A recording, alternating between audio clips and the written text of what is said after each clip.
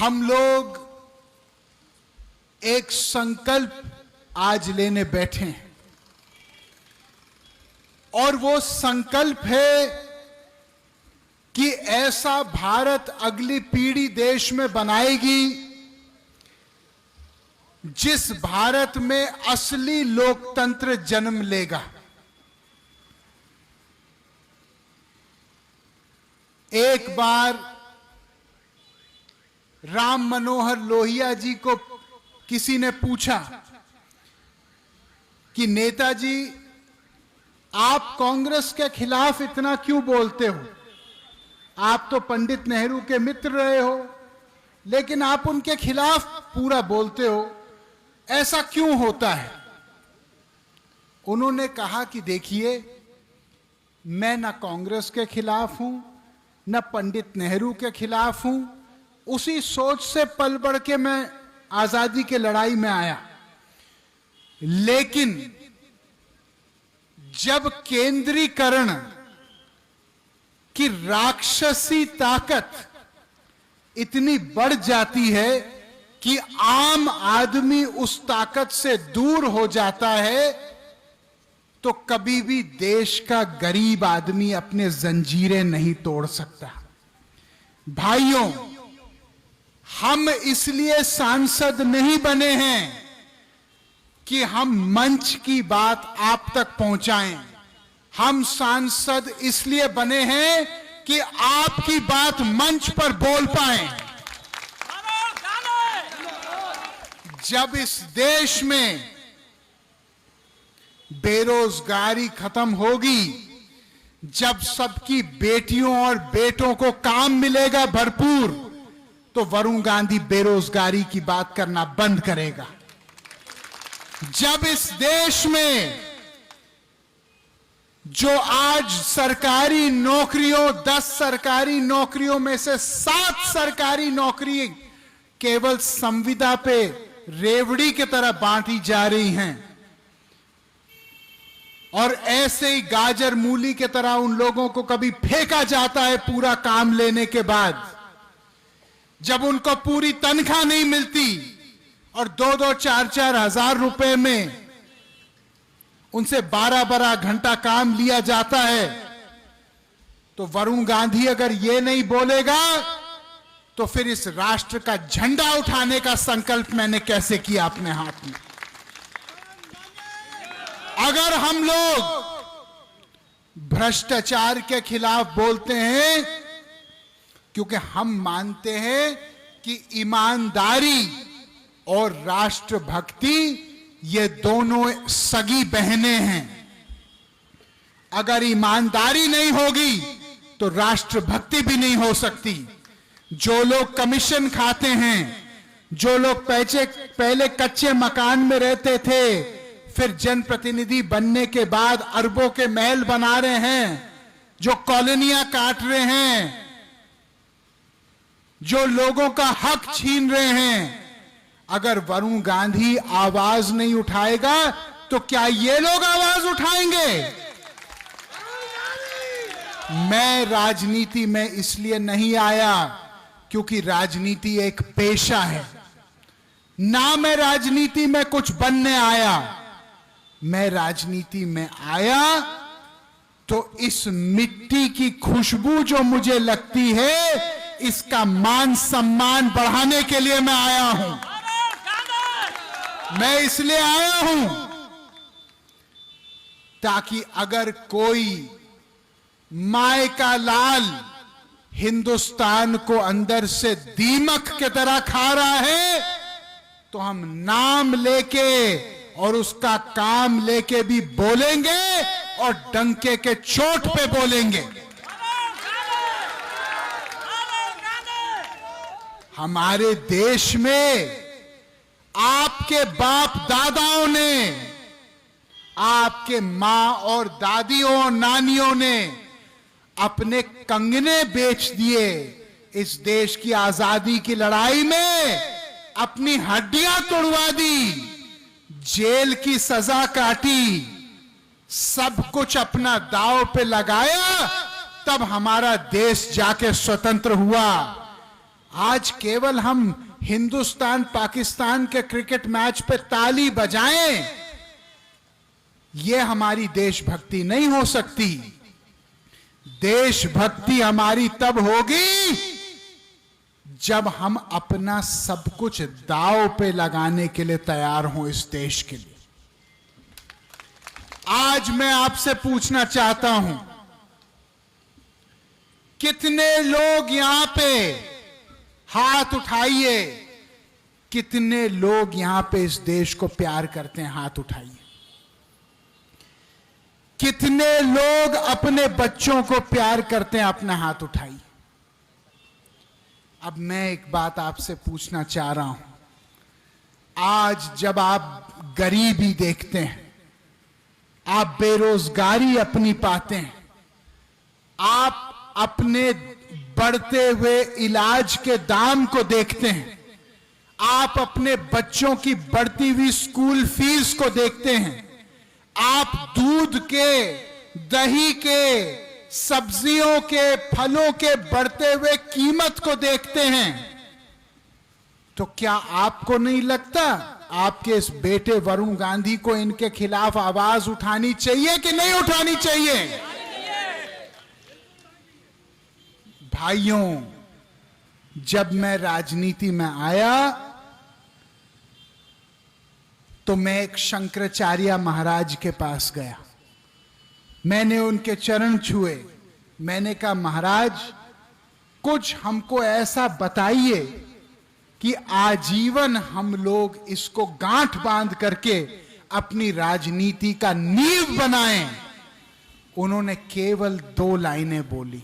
उन्होंने कहा, एक, बेटा, दूसरों के हमेशा काम आना, और दूसरा बोले कि सच्चाई के मामले में कफन बांध के हमेशा चलना। उन्होंने कहा कि तुमको मैं आशीर्वाद इसलिए नहीं दे रहा हूं कि तुम एक सांसद, मंत्री ये सब बनो। तुमको मैं आशीर्वाद इसलिए दे रहा हूं कि इस देश में जहां भी अन्याय और जब भी अन्याय होगा, तुम उसके खिलाफ एक क्रांतिकारी बन के बोलोगे। हमारे बाबा जी बैठे हैं यहां पे। प्रणाम करता हूं बाबा जी आपको। एक तो बाबा जियों को हमने पाल दिया, अभी इनको देख के दूसरे बाबा जी भी आ गए कि हमारा नंबर भी कहीं ना आ जाए। क्या गलत कह रहे हैं? कह रहे भाई, 1-2 बाबाजियों का नंबर लग गया, हो सकता है हम मीटिंग में आए, कल हमारा भी लग जाए नंबर। जय हो बाबा जी आपकी। इनको अभी से माला पहना दो भैया। भाइयों, मैंने इस बार संसद में एक निजी विधेयक सदन के पटल पे डाला है, जिसको कहते हैं भरोसा भारतीय रोजगार संहिता, जो सरकार से यह मांग कर रहा है सार्वजनिक रूप से कि आज 1 करोड़ से ज्यादा सरकारी नौकरियां खाली पड़ी हैं। प्रधानमंत्री जी ने अपने भाषण में कहा कि मैं हर साल 10 लाख नौकरी दूंगा।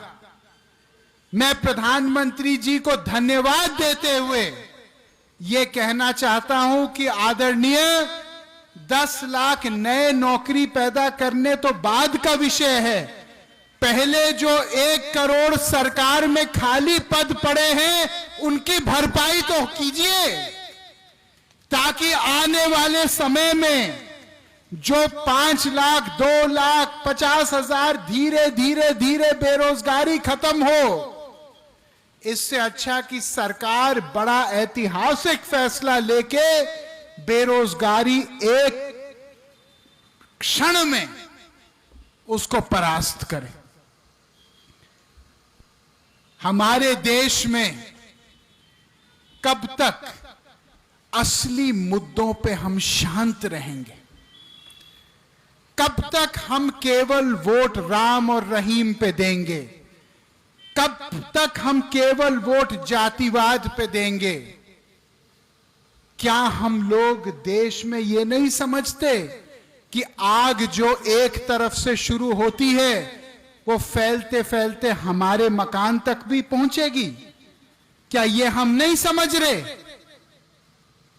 आज जो लोग केवल धर्म के और जाति के नाम पे वोट ले रहे हैं, उनसे हम ये प्रश्न तो पूछें कि रोजगार, शिक्षा, चिकित्सा, अभी कोविड के चपेट में पता नहीं कितने 85 लाख लोग हिंदुस्तानी शहीद हुए। क्या आप जानते हो कि कोविड के बाद एक नई नौकरी की भर्ती नहीं हुई चिकित्सा में, एक नया डॉक्टर की भर्ती नहीं हुई, एक नया कंपाउंडर की भर्ती नहीं हुई, एक नए नर्स की भर्ती नहीं हुई।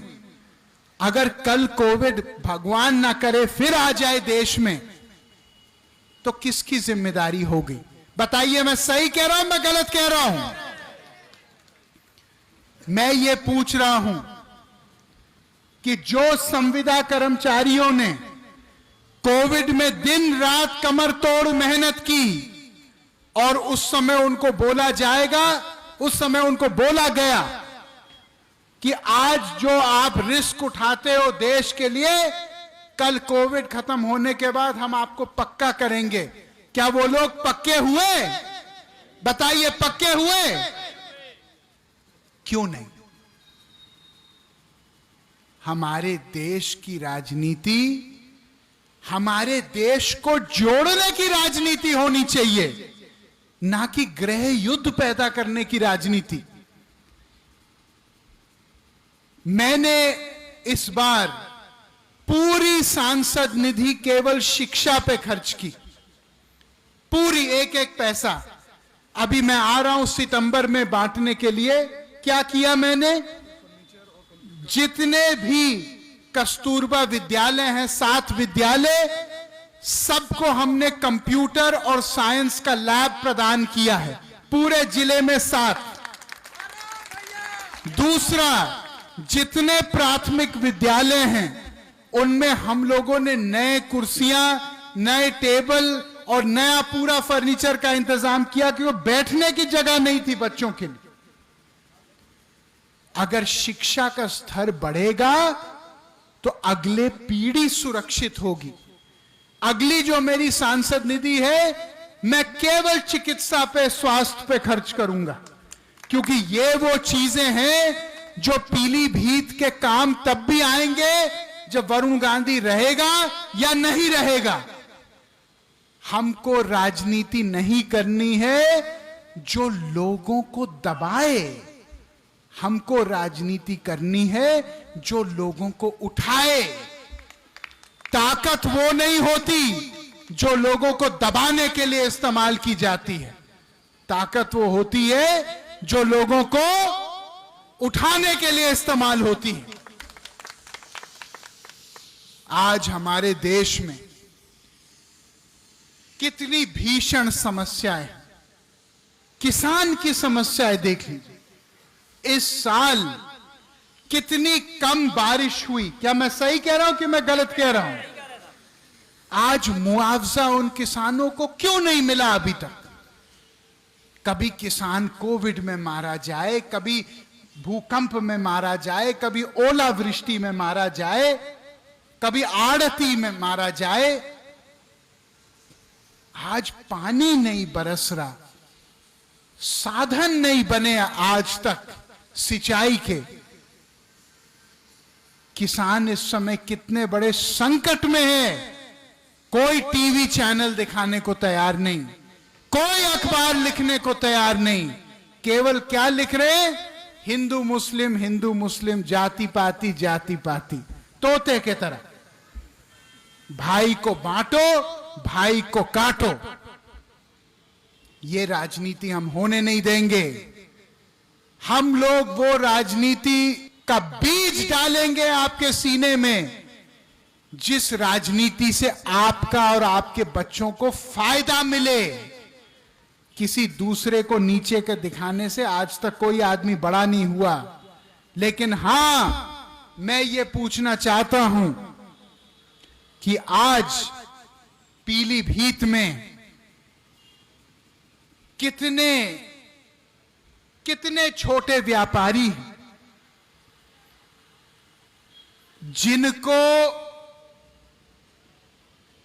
कोविड के बाद और नोटबंदी के बाद लोन उठाने पड़े।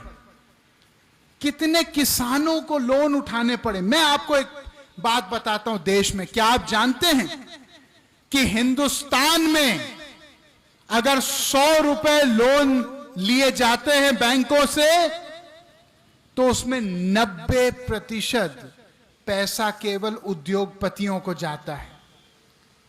99% लोगों को मात्र 9 साढ़े 9% लोन मिलते हैं, और वो तब मिलते हैं जब वो उस लोन के अधिकारियों के सामने एक लक्ष्मी दर्शन पेश करते हैं, नहीं तो वो प्रक्रिया इतनी मुश्किल कर देते हैं।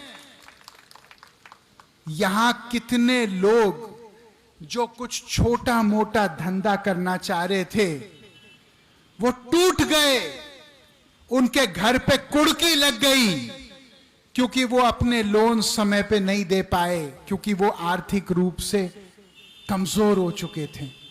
मैं पूछना चाहता हूं, जो उद्योगपतियों ने 5-5, 4-4 लाख करोड़ के लोन लिए हैं और जो देश छोड़ के भाग गए हैं, उनको गर्दन से पकड़ के कब हम लोग खींचेंगे?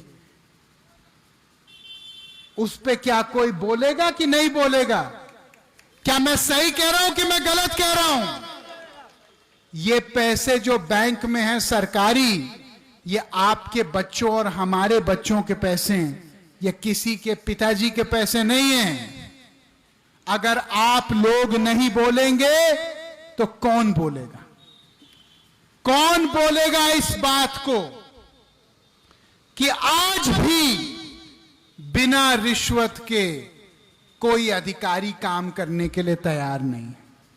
गांव का आदमी झूठे केस अपने ऊपर पाता है, हाथ जोड़ के अपने ही देश में एक भिखारी के तरह अधिकारी के सामने हाथ जोड़ता है कि मुझे भैया दादा बचा लो। क्या मैं सही कहता हूं, मैं गलत कहता हूं? और वो अधिकारी का एक दलाल होता है, वो उसको कहता है भैया शाम को आ जाना, तुम्हारी संपूर्ण रक्षा होगी। क्यों? जो काम अंग्रेजों का हो रहा था, हमको नीचे बिठाने का जानवर की तरह, कब तक ये काम चलता रहेगा?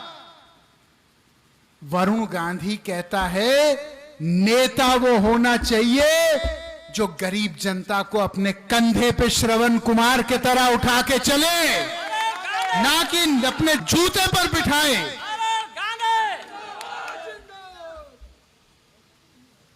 पुलिस की मैं बात ही नहीं करना चाहता, लेकिन सच्चाई की बात यह है कि पुलिस का इतना गहरा आतंक है हमारे देश में एक गरीब लोगों के ऊपर कि कोई न्याय की उम्मीद से हम लोग 100 साल दूर हैं इस चक्कर। कब आएगा वो समय जहां एक आम इंसान का बच्चा बड़ा सपना देख पाएगा, जहां एक आम इंसान का बच्चा ये कह पाएगा अपनी मां से कि मम्मी मैं बड़े होके प्रधानमंत्री बनूंगा, मैं बड़े होके सुप्रीम कोर्ट का जज बनूंगा, मैं बड़े होके ओलंपिक्स में मेडल जीतूंगा। आज मैंने एक स्टेडियम का उद्घाटन किया पूरनपुर में, जिसको हमने 8.5 करोड़ रुपए खर्च करके बनाया है। आप लोग जाके देखिए। मैं चाहता हूं जगह जगह ये स्टेडियम हम बनाएं। अमरिया में भी एक स्टेडियम बन रहा है आपके। जब मैंने उन बच्चों को देखा तो उन बच्चों ने मेरे से पूछा कि भैया क्या इसमें बड़े बड़े लोग के बच्चे ही खेलेंगे कि हमको भी मौका मिलेगा? मैंने कहा भैया मौका नहीं मिलेगा, मालिकाना हक मिलेगा स्टेडियम का। बैडमिंटन खेलो, टेबल टेनिस खेलो, कुछ भी खेलो, आओ मालिक के तरह आओ। हां, इसकी हिफाजत करो। मैं एक ऐसे हिंदुस्तान के लिए काम कर रहा हूं जिसमें आपके बच्चों की इज्जत हो, जिसमें आपको किसी के सामने कभी झुकना ना पड़े, जिसमें आपको हाथ फहराना ना पड़े किसी के सामने। आप लोग शांत हो। मैं जानता हूं आप क्यों शांत हो, क्योंकि आपके मन में डर है। क्या मैं सही कह रहा हूं? आपके मन में भय है कि ज्यादा बोलेंगे कल हमारे ऊपर केस हो जाएंगे, हम ज्यादा बोलेंगे तो सप्लाई इंस्पेक्टर हमारी दुकान पे आ जाएंगे, हम ज्यादा बोलेंगे तो हमको अधिकारी बुला लेंगे अपने यहां कि भैया बहुत बड़ा नेतागर्दी कर रहे हो। भाइयों, अगर तुम्हारे ऊपर केस लदेगा, मैं वो केस मिटा के अपने ऊपर ले लूंगा, चिंता मत करो। हम जैसे लोग फांसी खाने के लिए पैदा हुए, फांसी खाने के लिए, गोलगप्पा खाने के लिए नहीं, फांसी खाने के लिए पैदा हुए हैं। हम लोग के लिए मुश्किल रास्ता ठीक है, अगर उस रास्ते से आपका रास्ता आसान हो। लेकिन अपनी आवाज उठाओ। अगर वरुण गांधी के खिलाफ आवाज उठाना है, आपका स्वागत है, उठाओ। लेकिन आवाज को अपने मेरे भाई शांत मत होने दो। अगर मौन हो जाओगे तो यह भारत का लोकतंत्र मौन हो जाएगा। अगर चुप हो जाओगे तो ये भारत की आवाज दब जाएगी। क्या इतने साल हमने आजादी के लिए लड़ा ताकि हम लोग डर के मारे लोगों के सामने चुप रहें? जब हमारे बाप दादाओं ने अंग्रेजों के गोलियां खाने से नहीं डरे, तो हम ये मामूली एफआईआर से क्यों डर रहे हैं? भाइयों, मैं केवल इतना कहूंगा कि वरुण गांधी किसी पीलीभीत के बहुत बड़ी सेठ के घर कभी चाय पीने नहीं गए। वरुण गांधी किसी बहुत बड़े साहूकार के घर नहीं गए खाना खाने। लेकिन वरुण गांधी इस पीलीभीत के एक एक गरीब के सपने को बांध के अपने सीने से रखने वाले आदमी हैं। और मैं केवल एक ही चीज कहता हूं कि मेरी राजनीति केवल और केवल आपके हक, न्याय, इज्जत दिलाने की राजनीति है। जब कोविड हुआ, कोई माय का लाल नेता अपने घर से बाहर नहीं निकला। कुछ लोग काढ़ा बांटते फिर रहे थे, काढ़ा। क्या मैं सही कह रहा हूं? लेकिन वरुण गांधी हर हफ्ते में एक बार पीलीभीत आते थे। मैंने अपने बच्चों की एफडी तोड़ी ताकि इस पूरे पीलीभीत में खाने के पैकेट बटे। क्या मैं सही कह रहा हूं कि मैं गलत कह रहा हूं? मैंने दवाइयां का किसी सरकार से नहीं मांगा, अपने जेब से मैंने ऑक्सीजन और दवाइयां खरीद के आके अस्पतालों में भरी है। भगवान साक्षी है इस बात का। याद रखना, अस्पतालों में क्या हमने भंडारा एक एक साल नहीं चलाया था उस समय जहां लोग टूट गए थे? याद रखना कि जब सब लोग आपका साथ छोड़ देंगे, जब सब उम्मीद टूट जाएगी, तो आपका ये भाई मुश्किल में से आपको पकड़ के निकालेगा। मेरा दाव, मेरा चाबुक अपने सम्मान में चले या ना चले, जिस दिन आपके मान सम्मान पे आंच आए, उस दिन चाबुक क्या सारा कुछ चला देंगे, चिंता मत करिए। लेकिन दो निवेदन मेरे हैं, तीन। एक, ईमानदार राजनीति और समाज के हिस्सा बनिए, उसके पूरक बनिए। जहां भ्रष्टाचार दिखे, जहां अधिकारी कुछ मांगे, जहां पुलिस मांगे, जहां कोई आपसे कमीशन ले, मुझे फोन करिए, मैं उनको जेल भिजवा दूंगा 1 दिन के अंदर। दूसरा, अपनी आवाज उठाइए, आवाज उठाइए असली मुद्दों पे।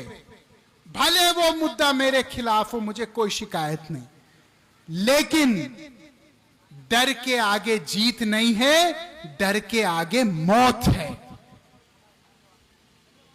हम लोगों को इस देश में चंद्रशेखर आजाद, सरदार वल्लभ भाई पटेल, महाराणा प्रताप, महारानी अवंतीबाई लोधी, शहीद भगत सिंह, इनका खून हमारे अंदर दौड़ रहा है। हम लोग पीछे हटने वाले आदमी नहीं हैं। हम लोग केवल एक ही चीज कहेंगे कि राजनीति देश से बड़ी नहीं है, और पहली हमारी जिम्मेदारी देशभक्ति और देश प्रेम की है। अगर आप देश से प्यार करते हो तो मुझे वादा करो यहां से कि छाती चौड़ी करके जाओगे और मान सम्मान पे अपना समझौता नहीं करोगे। कितने लोग मुझसे वादा करते हैं यहां पे कि अपने मान सम्मान से समझौता नहीं करेंगे? हाथ उठा करो। अगर मान सम्मान से समझौता नहीं करोगे तो किसी चीज से डरो मत, किसी चीज से दबो मत। मैं जब यहां तक हूं, और मेरे को हिलाने वाला आदमी अभी तक तो पैदा नहीं हुआ, कल पैदा हो जाए बाद की बात है। मेरे सारे लोग के ऊपर सुरक्षा कवच वरुण गांधी की है, और मैं कोई आदमी माइका लाल ये बोले हम अकेले हैं, जब तक यहां पे सीने में दम है, कोई आदमी या महिला यहां अकेले नहीं है।